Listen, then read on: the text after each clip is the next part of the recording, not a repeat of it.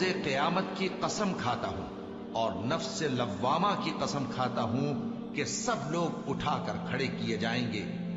کیا انسان یہ خیال کرتا ہے کہ ہم اس کی بکھری ہوئی ہڈیاں اکٹھی نہیں کریں گے؟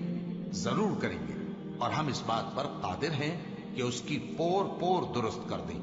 مگر انسان چاہتا ہے کہ آئندہ بھی خود سری کرتا چلا جائے، پوچھتا ہے کہ قیامت کا دن کب ہوگا۔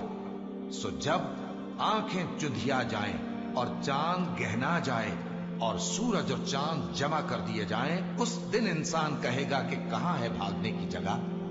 کہیں نہیں، کوئی جائے پناہ نہیں۔ اس روز تمہارے پروردگار ہی کے پاس تمہیں جا ٹھہرنا ہے۔ اس دن انسان کو جو عمل اس نے آگے بھیجے اور جو پیچھے چھوڑے ہوں گے سب بتا دیے جائیں گے۔ بلکہ انسان آپ اپنا گواہ ہے، اگرچہ عذر و معذرت کرتا رہے۔ اور اے پیغمبر صلی اللہ علیہ وآلہ وسلم، وحی کے پڑھنے کے لیے اپنی زبان کو تیز تیز حرکت نہ دیا کرو کہ اس کو جلد سیکھ لو۔ اس کا جمع کرنا اور پڑھانا ہمارے ذمے ہے۔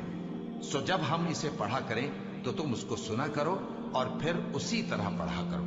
پھر اس کے معانی کا بیان بھی ہمارے ذمے ہے۔ مگر لوگو، تم دنیا کو دوست رکھتے ہو اور آخرت کو چھوڑے دیتے ہو۔ اس روز بعض چہرے رونق دار ہوں گے، اپنے پروردگار کی طرف نظر کیے ہوئے ہوں گے، اور بہت سے چہرے اس دن اداس ہوں گے، خیال کریں گے کہ ان کے ساتھ کمر توڑ معاملہ کیا جائے گا۔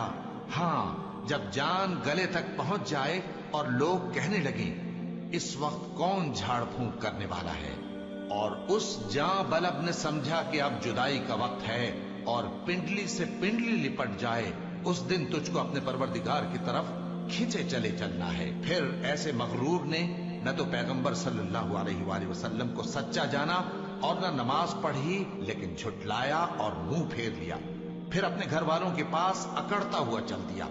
خرابی ہے تیری، خرابی پر خرابی ہے، پھر خرابی ہے تیری، خرابی پر خرابی ہے۔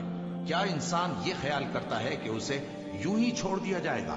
کیا وہ منی کا جو ٹپکائی جاتی ہے ایک قطرہ نہ تھا، پھر لوتھڑا ہوا، پھر اللہ نے اس کو بنایا، سو اس کے اعضاء کو درست کیا، پھر اس کی دو قسمیں بنائیں، مرد اور عورت۔ کیا اس کو اس بات پر قدرت نہیں کہ مردوں کو زندہ کر دے؟